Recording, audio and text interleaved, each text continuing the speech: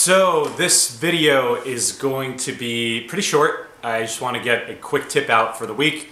So in this video, we're going to talk about how to hire freelancers on Upwork.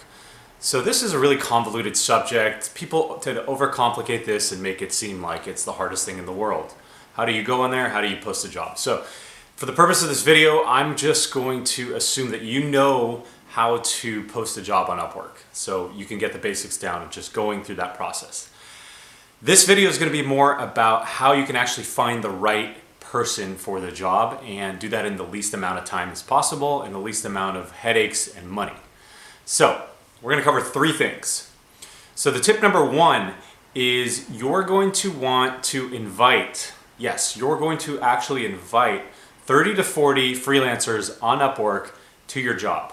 So you're going to create your job, then you're going to see 4 tabs in the top bar after you create your job, and you're going to choose where it says Invite Freelancers.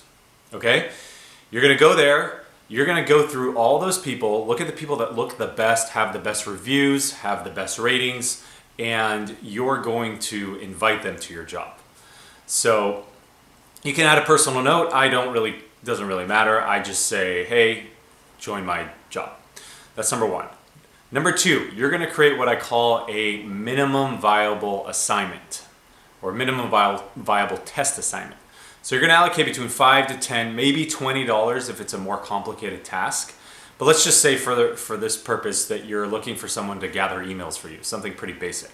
So if you're prospecting for your social media marketing agency, just because I know most of you are in that realm that are going to be watching this channel, but it doesn't really matter, any business owner or any business task, you're going to want to create the least amount of work that you can test that person's skill with. And not just their skill, also their ability to deliver on time and to communicate with you. So for instance, yesterday I was hiring an email prospect or someone to gather emails for a particular industry. And I gave them all a quick assignment. I was like, hey, gather me 2 to 3 emails. I want the email, I want the company name, and I want the owner first name if possible.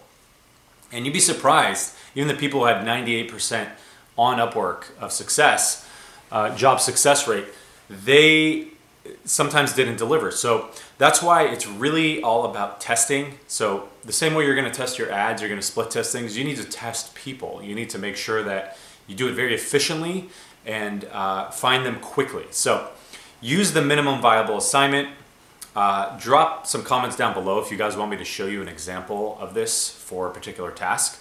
I'd be happy. Or if you want me to elaborate and make a longer video on this, I'd be happy to do that as well.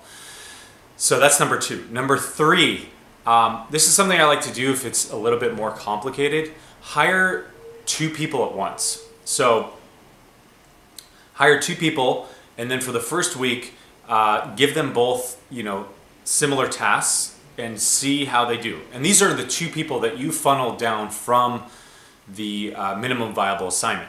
So let's say in your minimum viable assignment you had 5 to 7 people. Out of the 5 to 7 you chose 2 or 3. I would hire those 2 or 3 people for a week and see how they do, and then only take the best person from those 2 or 3. So as you can see, we're using numbers to our advantage here. We're really just filtering down. We're creating a funnel, if you will, to hire in the most efficiently way possible. Now, one little thing, don't ask people to do work on Upwork for free.